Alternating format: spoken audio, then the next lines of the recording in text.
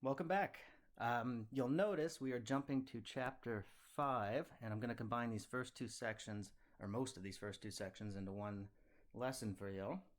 You do have an exam coming up tomorrow that you'll probably be spending your next few days on, but I wanted you to have the material for the next homework I plan on giving y'all, so here it's going to be. And let's start with the eigenvalues. We're restricting our attention now to just square matrices, so let's say given an n by n matrix, A, let's call it A, or we could also think of the linear transformation that goes with it. So we could say a linear transformation. Now if A is n by n, then our transformation that goes with it would take n-dimensional vectors and send them to n-dimensional vectors, where we define that transformation by just where does left multiplying by that matrix send our vector. And our big definition here is an eigenvalue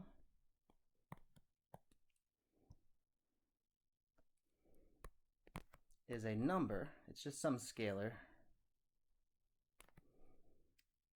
Let's give that number a name. The standard thing is lambda in this case, such that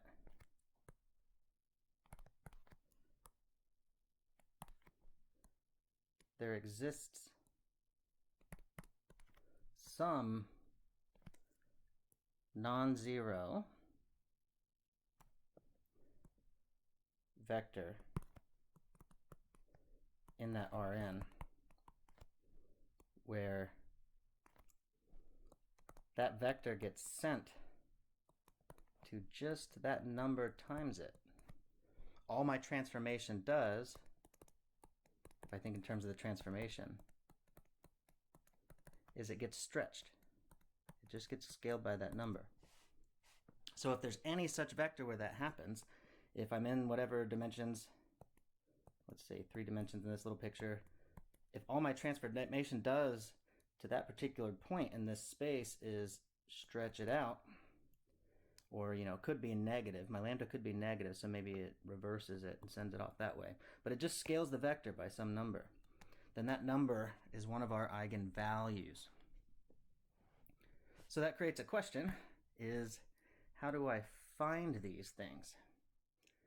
Now it's important we said non-zero vectors here, because of course the zero vector, this would happen, because if I perform that linear transformation on the zero vector, well, a number times the zero vector is just the zero vector again. And the zero vector always gets sent to the zero vector from any linear transformation. We've seen that before. So to keep this from being trivial, we make sure that there's some non-zero vector that's just getting stretched by this transformation. And so now the question is how to find eigenvalues.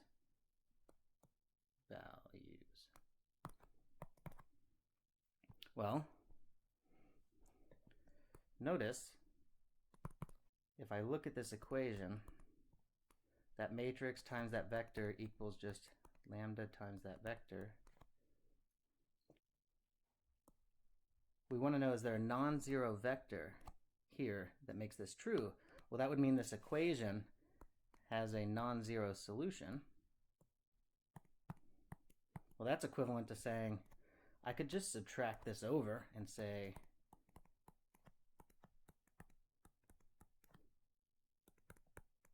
this has a non-zero solution. But this is getting a little interesting because matrix multiplication is distributive. In particular, this multiplying on the right by this vector x is distributive. And now notice this thing right here, lambda times whatever vector x, that's the same, say x was x1, x2, x3, multiplying every coordinate by a lambda, that would be the same as if I multiplied on the left by that diagonal matrix of lambdas on that vector x.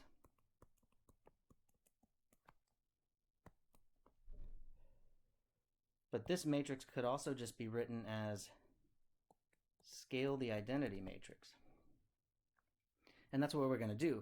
So I can take this matrix equation we've got written up here and just say, oh, since that part is the same as lambda I, that matrix times x, we can rewrite this and say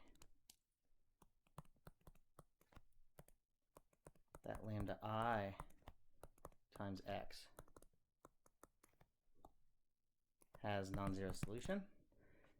And now, because the matrix multiplication is distributive, as long as we respect leftness and rightness, of course, I can rewrite this again as just put the matrix part together, a minus lambda I times x equaling that zero vector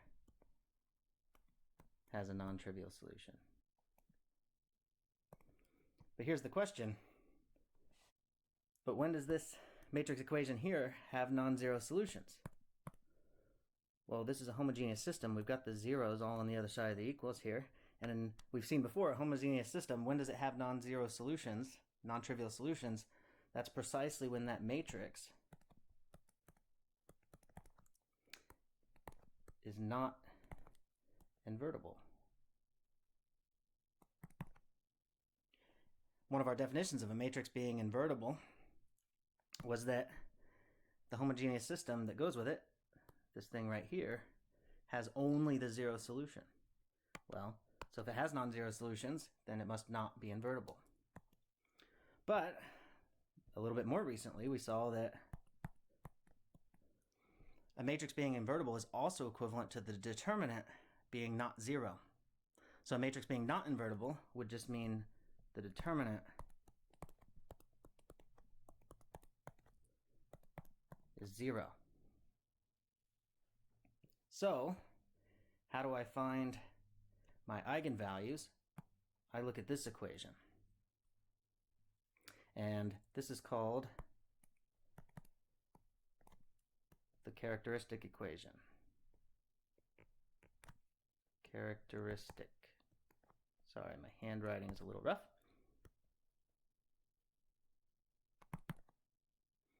And so if we solve that, we'll find our eigenvalues. And so let's see an example here. Let's say A is 4 minus 1, 6, 2, 1, 6. And then my last row, I'll do 2 minus 1, 8.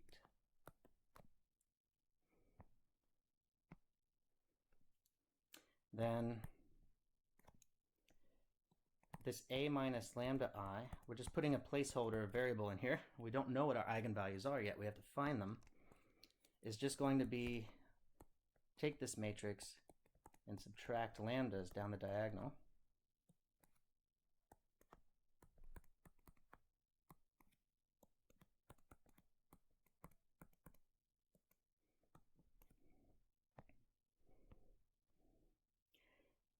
And so then we want the determinant of this. And now when trying to solve something like this by hand, this is where the algebra can get a little bit tedious. So let's do the determinant of this. And I'm going to expand along the top row. So if we're going along the top row, it goes plus, minus, plus. And so we're going to get plus that first entry, which is 4 minus lambda, times the determinant of that submatrix I get when I cut out its row and column. So I'd have 1 minus lambda, 6, negative 1, 8 minus lambda. And then we have the minus that negative 1 times the determinant of the submatrix that's left when we cut out that guy's row and column. So that would be 2, 6, 2, 8 minus lambda. And then plus, for our third entry, plus that 6 times the determinant of what's left when I cut out that guy's row and column. So 2, 1 minus lambda, 2, negative 1. Now let's start working on this. So we're getting 4 minus lambda times, now this determinant, we're going to have 1 minus lambda times 8 minus lambda minus 6 times negative 1. And then I have minus negative 1, so that'd just be plus the determinant of that next submatrix. So I would have 2 times 8 minus lambda minus 6 times 2, so minus 12. And then finally I have plus 6 times the determinant of that final submatrix, which is going to be 2 times negative 1 would be minus 2, and then minus 2 times that 1 minus lambda. Okay, we got a lot of cleaning up to do here. So we've got 4 minus lambda, and now let's see if we can get what's in here now. So multiplying those first two, we'll get 8 minus 8 lambda minus lambda, so minus 9 lambda, and then plus lambda squared. And then I'm going to have minus 6 times negative 1, so minus negative 6, which would be plus 6. And now let's look at this second piece here. That's going to give me 2 times 8 minus lambda would become 16 minus 2 lambda. And I've still got that minus 12 in there. And then this final piece right here, I'll just distribute that 6. So that's going to be plus, or well actually we have minuses in front of those parts. So let's say minus 12 minus 6 times 2 is 12 times that 1 minus lambda. Okay, let's finish expanding this out. So I've got this 4 minus lambda times this. Let's go ahead and put this 8 and plus 6. That's going to be a plus 14. So 4 times all that, 4 times 14 is going to give me 56. And then 4 times minus 9 lambda is going to give me minus 36 lambda. And then 4 times the lambda squared is going to give me plus 4 lambda squared. And then now we got to take minus lambda times all those things. So we'll have minus 14 lambda. And then minus lambda times minus 9 lambda would be plus 9 lambda squared. And then minus lambda times the lambda squared is going to give me minus lambda cubed. Okay, so that's this part. This first part we took care of. Let's look at this second piece. So I've got 16 minus 12, so that'll be plus 4 minus the 2 lambda. And now our last piece here, we have minus 12, and then minus 12 times 1 would be another minus 12, and then minus 12 times minus lambda would be plus 12 lambda. So let's bring together all our like terms here. I've got a minus lambda cubed, and now I've got my lambda squareds. I've got plus 4 plus 9, so that would be plus 13 lambda squared. Now let's look at our lambdas. I've got minus 36, minus 14, and plus 12. Whoop, I almost lost our minus 2 lambda right there. So okay, so we have minus 52 plus 12, so we're getting minus 40 lambda. And then finally our constant terms, I've got 56 plus 4 minus 12 minus 12, which is going to give us plus 36. Okay, so here's that left side of my characteristic equation. So let's say our characteristic equation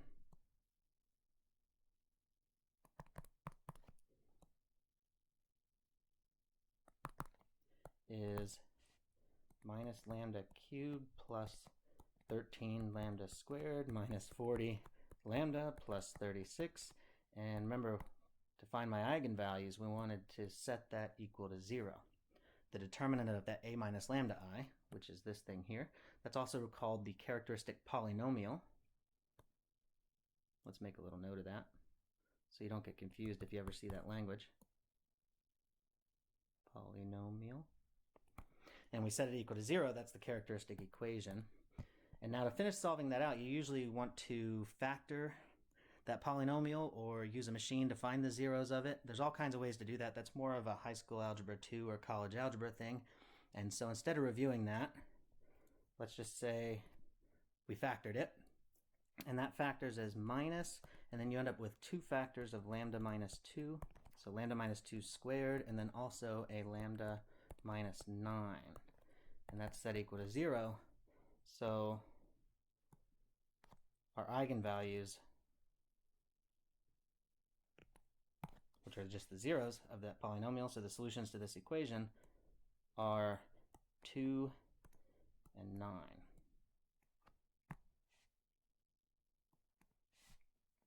Okay, so once I can find my eigenvalues, now we're interested in the eigenvectors. So an eigenvector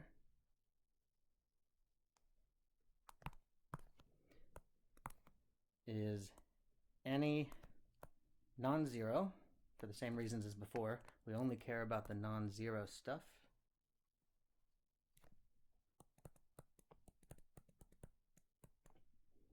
Any of non-zero vector where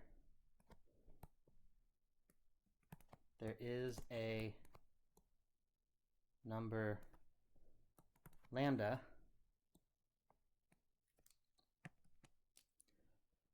with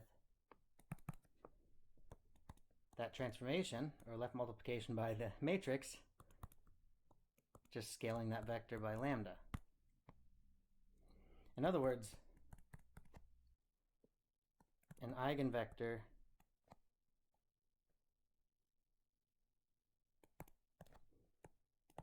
is just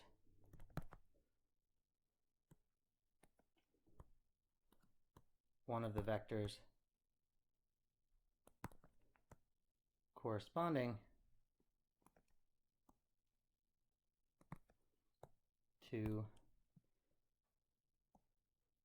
one of the eigenvalues. So it's just those vectors that are getting scaled like that.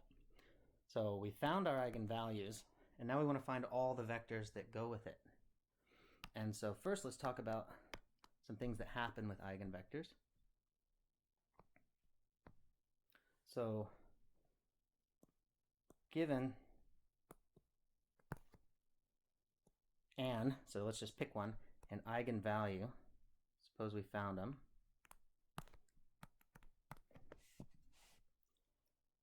Suppose,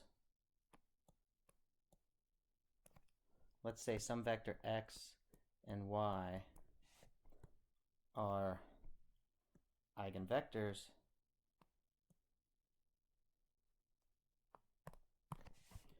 corresponding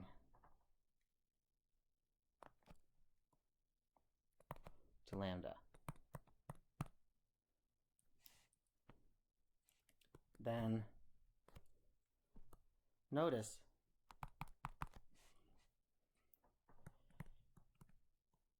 by being an eigenvector, that says if I send it through this transformation or left multiplied by that matrix, however you prefer to think about it, that x just gets scaled by that particular eigenvalue.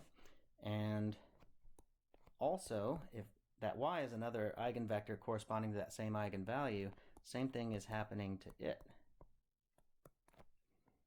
But then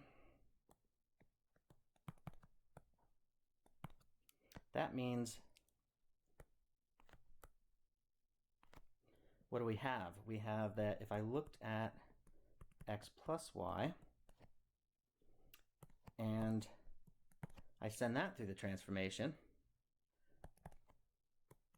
matrix multiplication is distributive, respecting the leftness and rightness. So I would get this, which is just going to be lambda x plus lambda y, which is lambda times that x plus y.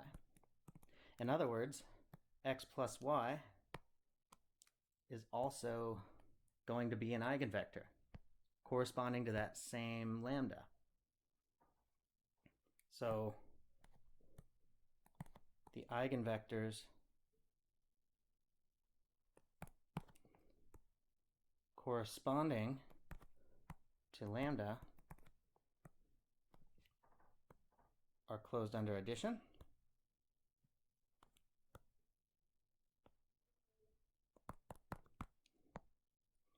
Also, let's notice that if I took one of these eigenvectors, say x, and I multiplied it by some number, one of our rules for our matrix multiplication is I can move that scalar out in front of everything, so I could just multiply it by that matrix, then scale the thing, and that means I would just get that, and of course I can move my numbers around, so that would be lambda times that scaled vector. And so that scaled vector is also an eigenvector. So lambda's eigenvectors are closed under scalar multiplication.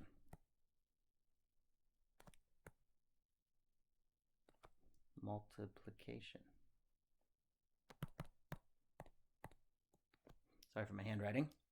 I'm trying to make this video short. Now, of course, here we're only talking about scaling by something non-zero because we aren't calling the zero vector an eigenvector, because the zero vector is going to have this property for any lambda because the zero vector always gets sent to the zero vector. However, we're closed under addition, we're closed under scalar multiplication. That means we're almost a subspace. The only thing missing is we wouldn't say that set of eigenvectors has the zero vector in it because we excluded that from the definition. So we put that together and say, hence, if we adding in the zero vector,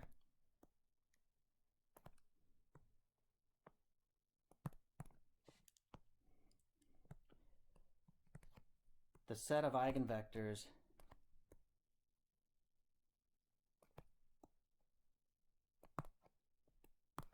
corresponding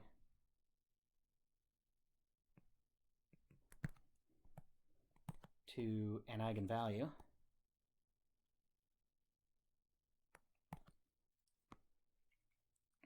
a fixed eigenvalue, a single eigenvalue, is a linear subspace.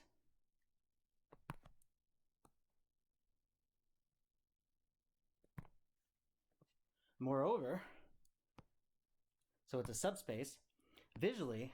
So actually, before the moreover, let's look at this sort of what does this mean visually. Suppose I'm in, let's say, three-dimensional space here. So let's say here's my coordinate axes. And that means my eigenvectors corresponding to some eigenvalue are a subspace. So maybe my subspace is some tilted two-dimensional plane here through the origin. What this means is that all the points on that plane, so pretend these vectors here are on that tilted plane, are just getting stretched away from the origin. That entire subspace is just getting expanded, bigger. But it's not getting rotated or changing direction or anything. Okay, so moreover, what subspace is all these eigenvectors with the zero vector added in? And this actually turns out to be pretty straightforward for us, because what are the eigenvectors? So note the eigenvectors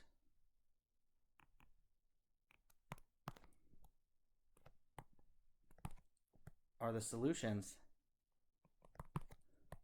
to that matrix equation where we took that eigenvector, so eigenvectors, let's say, corresponding to lambda, are the solutions to this equation. Because something was an eigenvalue if this was true, and the eigenvectors that correspond to it are just the vectors that are solutions to that equation. So they're the solutions to this. Well, not all the solutions. We should probably say the non-zero solutions.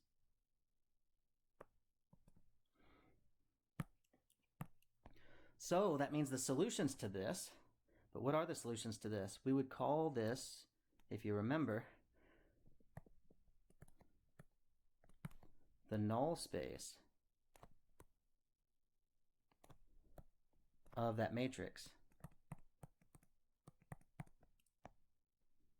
is the subspace formed by the eigenvectors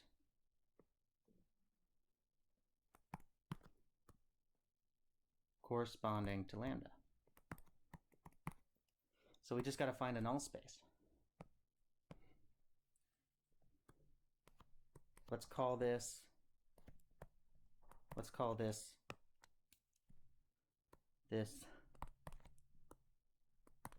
the lambda eigenspace.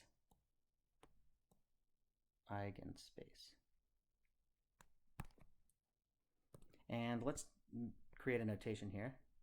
So let's say denoted, that's supposed to be an n, sorry. Denoted, let's just say e sub lambda for whatever eigenvalue we're talking about. Again, e sub lambda is just the null space of that matrix I get when I subtract that eigenvalue down the diagonal. And we know how to find a basis for a null space. We use row reduction to do that. So if I can find the basis of that null space, I've found a basis for that eigenspace, which tells me how to generate any of the eigenvectors that go with that eigenvalue that I want. So let's continue with our example here. So we had this matrix A. We found the determinant of it minus the lambdas down the diagonal. And we got our characteristic equation, which we set equal to 0. I wrote it here in the factored form. And we found the solutions, and those were our eigenvalues. Now that I know my eigenvalues, I want to know what eigenvectors can go with them. And so I want to find these null spaces. And so what do? So let's say for the first eigenvalue, so for our eigenvalue of 2, if I want to find that null space, that's the solutions to, if I take that matrix times x equal to 0. The null space is the solutions to that homogeneous system. So I want to take that equation, a minus 2's down the diagonal, so a minus 2i x equal to 0. We're looking for the vectors x where this is true. And now as a system of equations, that just means I'm going to have zeros on this side of the equals, and then I'm going to take my a and subtract 2's down the diagonal. I would have 4 minus 2, and then negative 1, and then 6. In the second row, I would have 2, and then the middle value, 1, is going to have minus 2 on it now, and then 6, and then I have 2, negative 1, 8 minus 2. I'm subtracting the 2's down the diagonal here. Now let's clean that up a bit. That system of equations is going to look like, let's say if and only if, we have a 4 minus 2 is 2, negative 1, 6. My second row, 1 minus 2 is negative 1, and then I still have the 6 here. And then my last row, we have 2 minus 1, and then 8 minus 2 is another 6. And then I have all these zeros over here. Now this row reduced is really easy because the second two rows will just get zeroed out really quick, and then scale this to a 1. I finish running my row reduction. We're just going to get 1, negative a half, 3, 0. And then all the other stuff's going to get zeroed out. And make a little shorter line here. So what does that say? That tells me that I have two free variables. x3 is free and x2 is free. And then x1, well, this says 1x1 minus a half x2 plus x3 equals 0. Adding, subtracting the x2, x3 stuff over the other side is going to give me that x1 equals 1 half x2 minus 3 x3. But then that's going to tell me my solutions to that system of equations are going to look like whatever number I want to make x2 times 1 half, 1, and 0, plus whatever number I want to make x3 times minus 3, 0, and 1.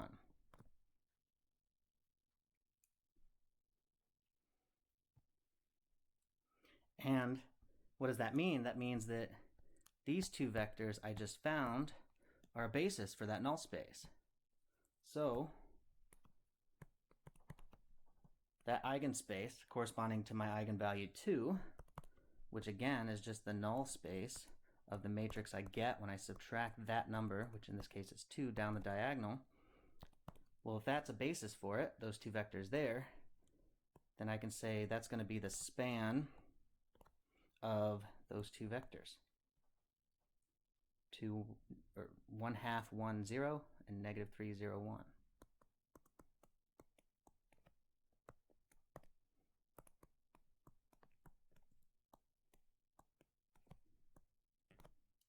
Now, when I look at the span of a set of vectors, you can scale them to whatever you want and then add them together. And as long as I don't scale one of these by 0, I'm not going to mess up the fact that this is a basis. So we could scale this so that there's no fractions in it if we want. So we could say, instead of that 1/2, 1, 0, I could, if I just want to have whole numbers and everything, go ahead and double it and say we'll use this as our basis for that eigenspace. So let's say that, if you prefer. Okay, now let's look at the other eigenvalue for another example. So let's say for lambda equal 9, so for our other eigenvalue, and so I want to say, okay, we're looking at a minus 9's down the diagonal now, so that'd be minus 9i times vector, whatever vectors equals 0. We want the solutions to this as a system of equations. That's going to look like 4 minus 9, -1, 6, 2, and then 1 minus 9, 6, and then 2, -1, 8 minus 9. And then we have zeros all on the other side of the equals. Now, I can simplify that a bit. We don't need all them subtractions going on. 4 minus 9 would give me -5. 1 minus 9 is -8. Whoop. And then we have 6 here. And then 8 minus 9 is -1. And then I got zeros all on the other side of the equals. We can row reduce this really quick. It's actually fairly easy to row reduce, but let me just go ahead and cheat it for you, because you can use machines to row reduce anyway. There's no need for us to go through a whole bunch of that. So this will row reduce to 1, 0, -1, 0. My second row will be 0, 1, -1, 0. And then the last row will get zeroed out. And then what does that mean my solutions look like? Well, I have one free variable there. There's no pivot in my third column. So we're going to have x3 is free. This second row here says x2 minus x3 equals 0. So that means x2 is going to equal x3. And then this first row here says x1 minus x3 equals 0. So that means my x1 will also equal x3.